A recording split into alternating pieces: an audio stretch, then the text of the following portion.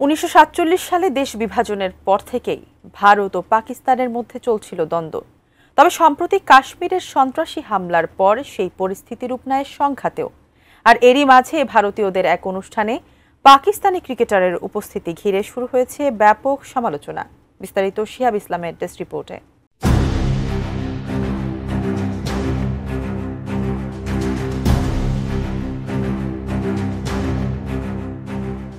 ভারত পাকিস্তানের সম্পর্ক যখন উত্তেজনার চরমে, ঠিক তখনই ভারতের আয়োজিত এক অনুষ্ঠানে উপস্থিত হলেন পাকিস্তানের সাবেক ক্রিকেটার শহীদ আফ্রিদি।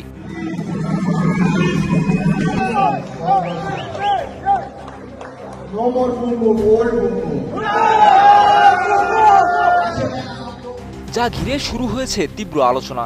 আয়োজকদের বিরুদ্ধে উঠেছে দেশদ্রোহিতার অভিযোগও।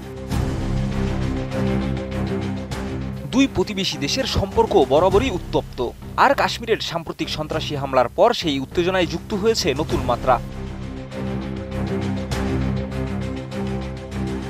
এরই মধ্যে গত ২৫ মে দুবাইয়ের Kochi university of science and টেকনোলজির সাবেক শিক্ষার্থীদের একটি সংগঠনের আয়োজিত অনুষ্ঠানে উপস্থিত হন পাকিস্তানের সাবেক অধিনায়ক শহীদ আফ্রিদি। আর এই উপস্থিতির ভিডিও ফুটেজ ছড়িয়ে পড়ে সামাজিক যোগাযোগ মাধ্যমে, যেখানে দেখা যায় এক ইন্টার কলেজিয়েট ড্যান্স ইভেন্টে শহীদ আফ্রিদি ও আরেক সাবেক পাকিস্তানি পেসার উমর গুল মঞ্চে উপস্থিত। আবার দর্শকদেরও দেখা যায় আফ্রিদিকে উদ্দেশ্য করে বুম বুম নামে চিৎকার করতে।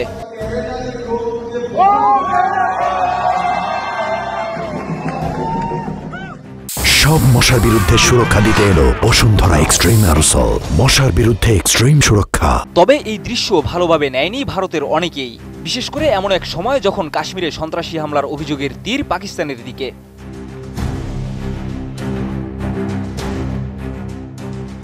ঘটনার পরিপ্রেক্ষিতে এই আয়োজনকে শহীদদের প্রতি অসম্মান বলে মন্তব্য করেছেন ভারতের কেরালা রাজ্যের সাবেক বিজেপি সভাপতি কে সুরেন্দ্রন।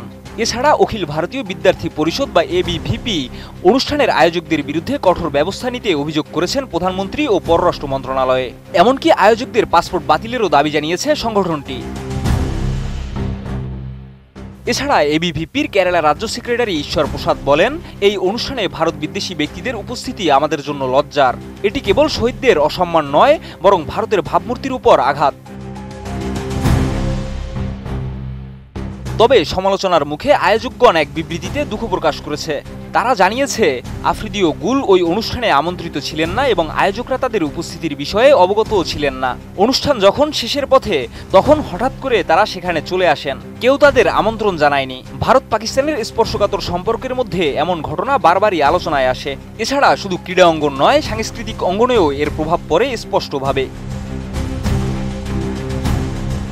শিহাব ইসলাম, এটিএন নিউজ।